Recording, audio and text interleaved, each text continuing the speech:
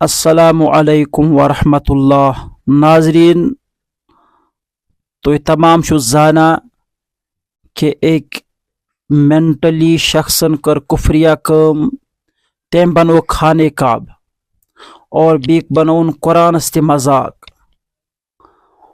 لیکن افسوسچ کت یہ کہ وچ سن نوجوان تے قرآنس مذاق بناوا، تسون سی حرکت پنن ڈرامان مز دہراوا، ڈرامہ بنائی مت تحت پیٹ، جوکس بنائی مت تحت پیٹ. لیکن نوجوان چھن سوچا کہ تمے بنو یہ قرآنس مذاق، تمے کور سراسر کفر. اس کیاز کرو یہ کفر کم؟